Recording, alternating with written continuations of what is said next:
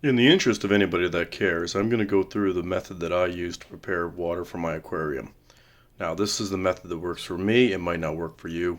Obviously, your source water could be considerably different than mine, and in that case, none of this need not apply. But this is how I do it, and hopefully it'll help somebody else out there. So these are the products I use. This is acid buffer. It will strip carbonated hardness out of your water and then lower your pH. Alkaline buffer will increase your pH and increase your carbonated hardness, aka your alkalinity. Equilibrium will increase your general hardness, as will replenish. Replenish is in liquid form and it contains sodium, which CChem claims is not recommended for planted tanks. Now, I have used replenish in my planted tanks before and I haven't noticed any problems, but still, upon their professional recommendation, this should be used for planted tanks, this should be used for non-planted tanks.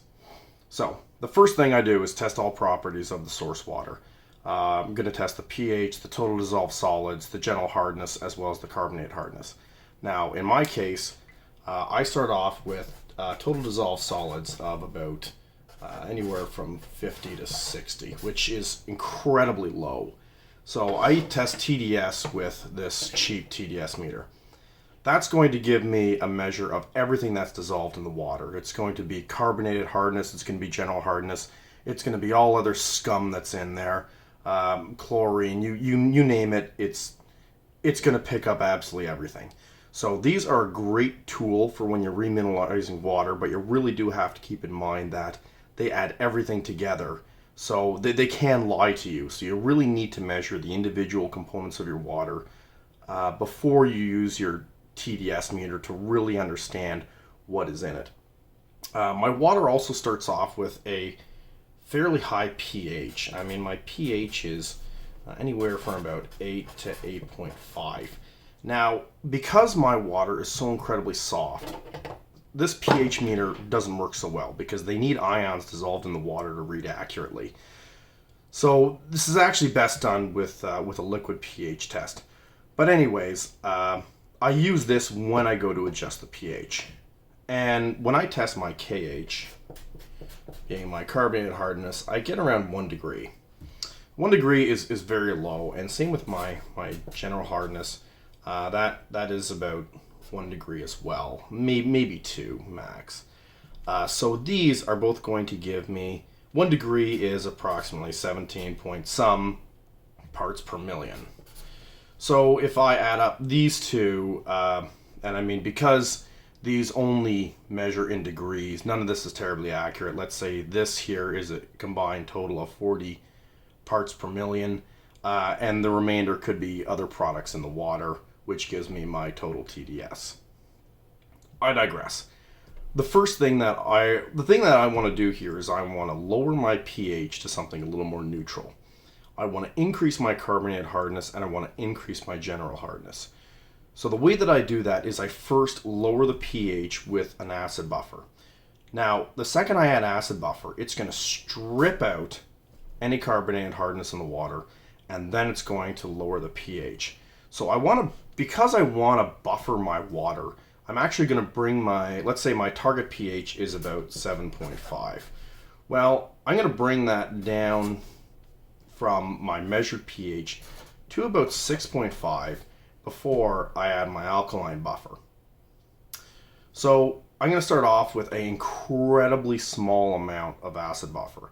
And the reason I do that is because when you have very low carbonated hardness, your acid buffer is going to adjust your pH incredibly fast. Your water really doesn't have any buffering capacity.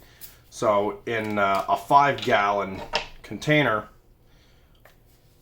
I might use an amount like that, which is probably close to a quarter teaspoon. And that's over 5 gallons. So I'm going to start with that. I add that to my water. I then take my pH pen and I'm going to check that water.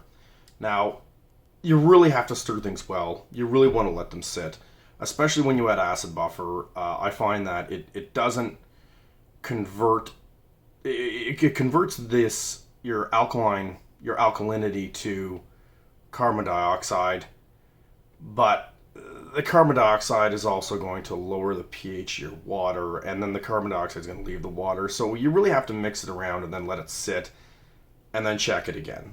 So once I get my pH a little bit lower, I mean this is an approximate amount, I'm then going to add an alkaline buffer. So I then add my alkaline buffer, and I'm going to start off pretty small too. I'm going to do maybe an eighth of a teaspoon or a quarter teaspoon at a time. I'm going to add that. I'm going to mix around. I'm going to let it sit a few minutes. I'm going to check it with my pH meter until I reach around this number. At this point, it's a great time to test your KH. So test your KH, and I find with these values, I'm typically between 4 and 5 degrees of carbonate hardness, which, I mean, on a very rough calculation, is going to give me around 80 parts per million. And then if I check my solution with my TDS pen, I'm going to be around my starting TDS plus this. Now I want to remineralize and increase my general hardness. So if I'm going to do that with equilibrium, I find it's very difficult to dissolve in water. I realize CChem says that some parts won't dissolve, they'll dissolve eventually, don't worry about it. I'm going to take about half a teaspoon or so and put it inside a mason jar, and then shake the absolute heck out of it and try to get things as dissolved as possible. I've never actually been able to get every little crumb of it dissolved, but I shake that all up, I keep it in suspension, and then I just dump a swig in there. I stir it around, and then I check it with my TDS. So let's say, knowing that 1 degree of hardness is going to be 17 point some parts per million, we dump a little in, we check it with our TDS meter, and we work our way up until we're somewhere in the neighborhood of, let's say, 150 to 250 parts per million with the TDS meter. And we could sort of work our way backwards and calculate what that would be in general hardness. We could also take our GH reagent and simply do a general hardness test. Obviously, this is going to differ vastly upon what type of fish you're keeping, what sort of water parameters you want. And I mean, you don't necessarily have to use this method. This is just the method that works for me. And hopefully this helps you out.